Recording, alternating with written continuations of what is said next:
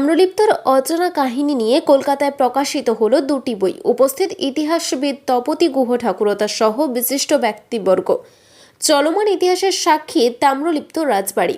রাজবাড়ির ইট পাথরে গাঁথা রয়েছে সেই ইতিহাস। মহাভারতের কুরুক্ষেত্রের যুদ্ধ থেকে ভারতের স্বাধীনতা আন্দোলনের সংগ্রামী ইতিহাসের নানা পর্বের সঙ্গে যুক্ত ময়ূর রাজবংশের রাজপুরুষেরা। এক সময় স্বাধীনতা আন্দোলনের পীঠস্থান ছিল এই রাজবাড়ি। ইতিহাসবিদদের দাবি, আনুমানিক প্রায় ৫,০০০ বছরে বহমান কালের নানা ইতিহাসের সাক্ষী তাম্রলিপ্ত রাজবাড়ি। বর্তমানে ভগ্নপ্রায় রাজবাড়ির আনুমানিক বয়স প্রায় ৪০০ বছরেরও কাছাকাছি। ২০০৪ সালে এই তাম্রলিপ্ত রাজবাড়িটি হেরিটেজ স্বীকৃতি লাভ করে। মধ্যযুগীয় ইন্দো ইসলামীয় স্থাপত্যের নিদর্শন তাম্রলিপ্ত রাজবাড়ি। তাম্রলিপ্ত রাজবাড়ির এই উল্লেখযোগ্য ইতিহাস ক্রমশ ভুলতে বসেছে মানুষ।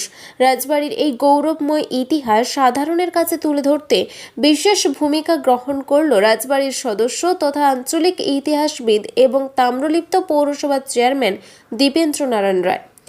আঞ্চলিক ইতিহাসবিদ লেখক ডক্টর দীপেন্দ্র নারায়ণ রায়ের লেখা the royal story of Tamralipta, প্রাচীন তাম্রলিপ্তে বৌদ্ধ ভাবাদর্শনের উপর লেখা দুটি বইয়ের প্রকাশ হলো কলকাতায়। তাম্রলিপ্ত রাজপরিবারের সদস্য ডক্টর দীপেন্দ্র নারায়ণ রায়ের সাহিত্য আঞ্চলিক ইতিহাস চর্চা করেন। লিখেছেন বেশ কয়েকটি বইও। পেশাগতভাবে আইনজীবী ও বাণিজ্যে স্নাতকোত্তর হলেও রীতিমতো সাহিত্য চর্চা করেন তিনি। স্বাধীনতা সংগ্রামে তাম্রলিপ্ত রাজপরিবারের ভূমিকা অপরিসীম। ধ্বংসপ্রায় এই রাজবাড়িকে হেরিটেজ ঘোষণা করেছে সরকার। এই তাম্রলিপ্ত রাজ্য বন্দর প্রাচীন তাম্রলিপ্তের ইতিহাস নিয়ে বেশ কয়েকটি বই লিখেছেন তিনি।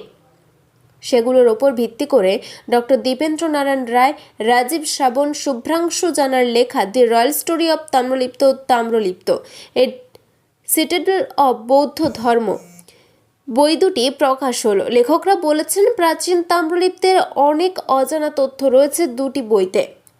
যারা গবেষণা করছেন বা ইতিহাস নিয়ে চর্চা করেন তাদের কাজে লাগবে এই তথ্যগুলি।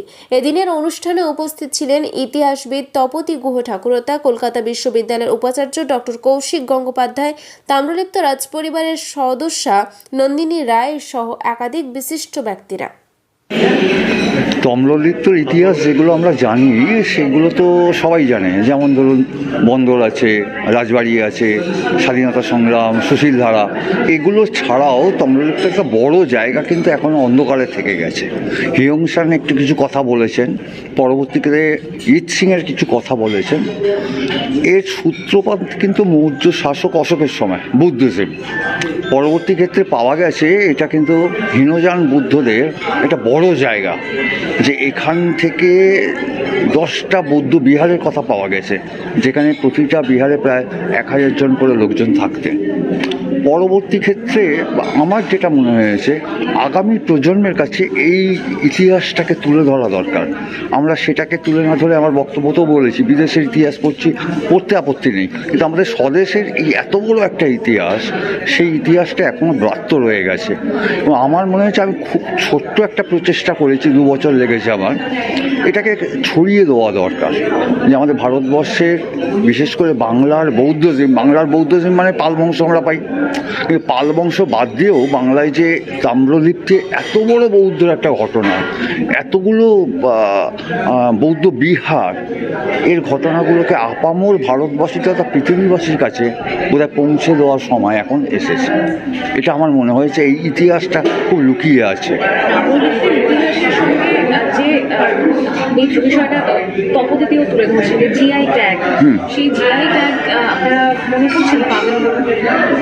দেখা যাক, এটা তো এই মুহূর্তে বলতে পারছি না।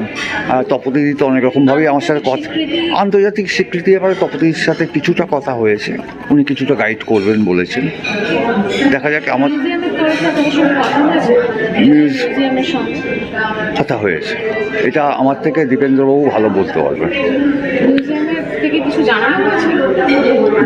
আসারও বোধহয় কথা ছিল, আজকে যে কোনো কারণে ওকে আসেনি। সায়নবাবু আসার কথা ছিল, আজকে যে কোনো কারণে আসেনি, উনি অতিথি ছিলেন। রাজীব শ্রাবণ। আমারই একটা বই এখানে পাবলিশ চল, তাম্রলিপ্ত অ্যান্ড সিটাডিজম অফ বুদ্ধিজম। বইটা যদি দরকার হয় আমি একটা অনুপ্রেরণা পেলেন বা এর মাধ্যমে আপনি কি তুলে ধরবেন? আমি অ্যাকচুয়ালি যখন ইঞ্জিনিয়ারিং পড়তাম তখন আমি সিভিল সার্ভিসে বসছিলাম আইএস। তো অটোমেটিক্যালি আপনারা সবাই জানেন যে টেকনিক্যাল মানে ইঞ্জিনিয়ারিং সাবজেক্টের থেকে সিভিল সার্ভিসেও মানে হিস্ট্রিতে অনেক বেশি মার্কস তোলা যায়। সেই জন্যই তখন আমার হিস্ট্রিতে ইন্টারেস্ট। আমি তখন কানিবাড়ি লাইব্রেরি চেন্নাইতে থাকতাম, কানিবাড়ি লাইব্রেরি গিয়েছিলাম, সেখান থেকে ইন্টারেস্ট প্লাস আমি এই ঐতিহাসিক রাজবাড়ির ছেলে, সেই ইতিহাস গ্যাদার করে আজকে আমি তাম্রলিপ্ত নিয়ে সবার সহযোগিতা অনেকটা আমরা এগিয়েছি। এবং আপনারা জানেন যে গত 5 বছর ধরে ইন্টারন্যাশনাল সেমিনার আমরা করছি এবং সেই ইন্টারন্যাশনাল সেমিনারে পৃথিবীর গতবারে 10টা দেশ এসেছিল, এবারেও 12টা বুদ্ধিস্ট কান্ট্রি আসবে। আমি আপনাদের সবাইকে স্বাগত জানাচ্ছি। আমাদের ওখানে সমস্ত মানে থাকার ব্যবস্থা আছে, আপনারা সবাই মিলে আমাদের সাহায্য করুন যাতে করে তাম্রলিপ্ত বিশ্বের দরবারে প্রতিষ্ঠিত হতে পারে, এটাই আমার আবেদন। তমলুক রাজবাড়ির সঙ্গেও কি বৌদ্ধ ধর্মের নিদর্শন ওতপ্রোতভাবে জড়িয়ে রয়েছে? অবশ্যই জড়িয়ে রয়েছে, কারণ বিভিন্ন সময়ে আমাদের রাজপরিবারের লোকজন আমাদের বৈবাহিক সূত্রে জাপান, থাইল্যান্ড, আমি নিজেও জানতাম না, কোরিয়াতে আমাদের রাজপরিবারের মেয়েদের মানে আমাদের বৈবাহিক সম্পর্ক ছিল, চায়নাতে আমাদের বৈবাহিক সম্পর্ক ছিল। 12টা দেশকে ডেকে আমরা সেই জিনিসটা আবার রিনিউ করতে চাইছি, আবার সেই পুরনো ইতিহাসটা ফিরিয়ে আনতে চাইছি, পুরনো সম্পর্কটা ফিরিয়ে আনতে চাইছি। এই বই লেখার পেছনে যে মূল কারণ সেটা কি এটাই যে আপনারা আন্তর্জাতিকভাবে? অবশ্যই আমরা চাই যে তাম্রলিপ্ত ইউনেস্কোর স্বীকৃতি পাক, তাম্রলিপ্ত বিশ্বের দরবারে আবার প্রতিষ্ঠিত হোক, তার পুরনো গরিমা আবার ফিরে পাক। আমার নাম ডক্টর দীপেন্দ্র নারায়ণ রায়, আমি সদস্য তাম্রলিপ্ত রাজপরিবার।